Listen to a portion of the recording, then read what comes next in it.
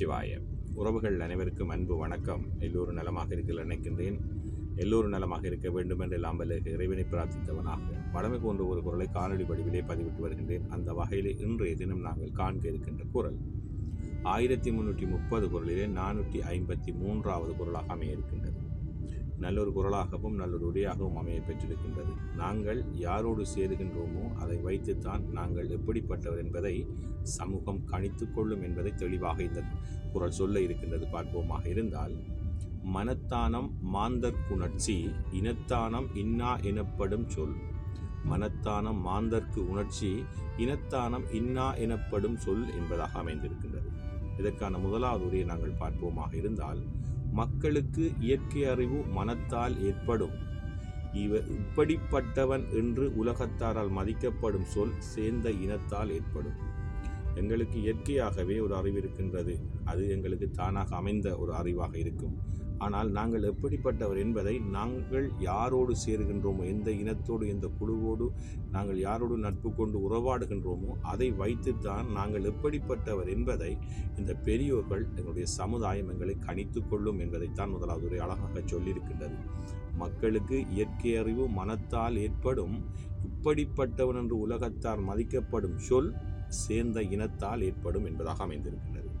அதே போன்றுதான் கலைஞரவர்களும் மனத்தானம் மாந்தர்க்கு உணர்ச்சி இனத்தானம் இன்னா எனப்படும் சொல் என்ற குரலுக்காக ஒரு உரையை தந்திருக்கின்றார்கள். அதை பார்ப்போமாக இருந்தால், ஒருவரின் உணர்ச்சி மனத்தை பொறுத்து அமையும். அவர் இப்படிப்பட்டவர் என்று அளந்து சொல்வது அவர் சேர்ந்திடும் கூட்டத்தை பொருந்தே அமையும் என்பதாக அமைந்திருக்கின்றது. முதலாவது உரையை போன்றுதான் அமைந்திருக்கின்றது. ஒருவரின் உணர்ச்சி, எங்களுடைய உணர்வுகள் எல்லாம் இயற்கையாக எங்களுக்கு வழங்கப்பட்ட அறிவினால் அது ஏற்படும். ஆனால் நாங்கள் எப்படிப்பட்டவர் என்பதை, நாங்கள் எப்படிப்பட்ட குணாதிசயம் கொண்டவர், எப்படிப்பட்ட பழக்கங்களை கொண்டவர் என்பதை நாங்கள் யாரோடு சேர்கின்றோம், யாரோடு பழகுகின்றோம், யாரோடு உறவு வைத்துக் கொள்கின்றோம், அதை வைத்துத்தான் இந்த சமுதாயம், இந்த பெரியோர் கற்றறிந்தவர்கள் எங்களை தீர்மானித்துக் கொள்வார்கள். நாங்கள் எப்படியான கூட்டத்தோடு சேர்ந்திருக்கின்றோம் என்பதை வைத்துத்தான் நாங்கள் எப்படிப்பட்டவர் என்பதை இந்த சமூகம் கணித்து கொள்ளும் என்பதாக கலைஞருடைய உரையும் அமைந்திருக்கின்றது. ஒருவரின் உணர்ச்சி மனதை பொறுத்து அமையும். அவர் இப்படிப்பட்டவர் என்று அளந்து சொல்வது அவர் சேர்ந்திடும் கூட்டத்தை பொறுத்து அமையும் என்பதாக அவருடைய உரை அமைந்திருக்கின்றது. சாலமன் பாப்பை அவர்களும் மனத்தானம் மாந்தர்க்கு உணர்ச்சி இனத்தானம் இன்னா எனப்படும் சொல் என்ற குரலுக்காக சற்று விரிவாக உரையை தந்திருக்கிறார்கள். அதை பார்ப்போமாக இருந்தார், மக்களுக்கு இயல்பான அறிவு அவர்தம் மனத்தால் உண்டாகும். ஆனால் ஒருவன் இப்படிப்பட்டவன் என்று பெரியோர் சொல்லும் சொல் அவன் சார்ந்த இனம் காரணமாகவே அமையும் என்பதாக அமைந்திருக்கின்றது. எங்களுடைய மனம் எப்படிப்பட்டதாக இயற்கையாக எங்களுக்கு ஒரு அறிவு இருக்கின்றது.